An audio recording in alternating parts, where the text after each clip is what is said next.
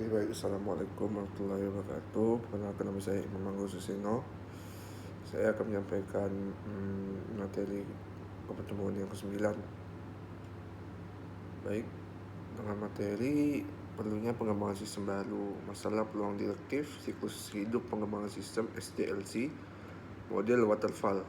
Yang ketiga, metodologi modern, prototyping, dan agile. Lanjut. Mengapa sistem baru diperlukan?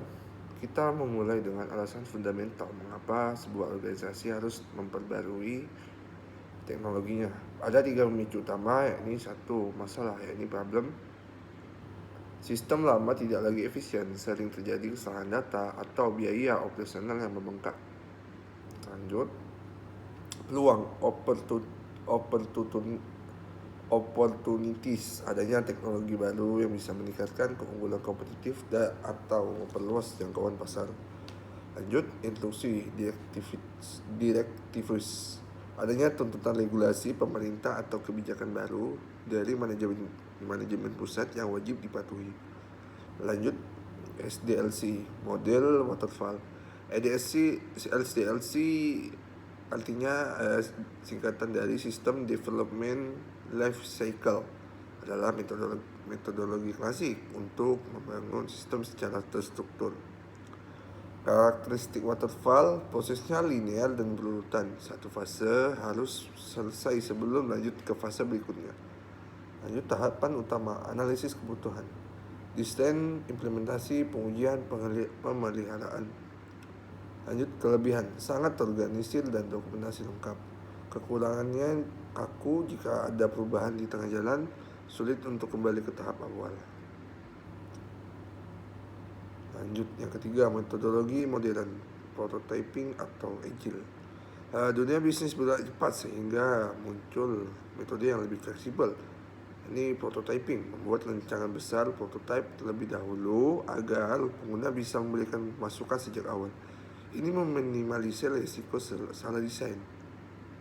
Lanjut, agile development, yakni pengembangan dilakukan dengan siklus pendek yang berulang, disebut sprints. Fokus utamanya adalah kolaborasi tim dan respon cepat terhadap perubahan. Yang keempat itu keputusan strategis, membangun versus membeli. Manajemen harus memilih jalan mana yang paling menguntungkan. Opsi, build, kelebihan dan juga kekurangan. Kelebihan, kombinasi penuh sesuai kebutuhan unik perusahaan. Kekurangan, biaya mahal dan waktu pengembangan lama.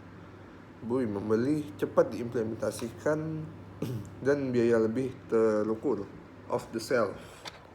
Kekurangannya kadang tidak sesuai 100% dengan proses bisnis internal. Lanjut, yang kelima, end user development dan tren masa depan. Sekarang, pengembangan sistem tidak hanya milik orang IT, programmer. Ada end user development di kondisi di mana pengguna dan teknis seperti staf akuntansi atau pemasaran membuat aplikasi kecil untuk mempermudah pekerjaan mereka, misal makro di Excel. Lanjut, low code dan no code. Inilah masa depan pengembangan sistem. Platform ini memungkinkan orang membuat aplikasi dengan cara drag and drop tanpa perlu mahir menulis kode pemrograman yang rumit. Ini mempercepat transformasi digital secara masif. Lanjut, penutup, memilih metode pengembangan yang tepat bukan soal mana yang paling canggih, melainkan mana yang paling sesuai dengan kebutuhan bisnis, anggaran, dan urgensi waktu perusahaan.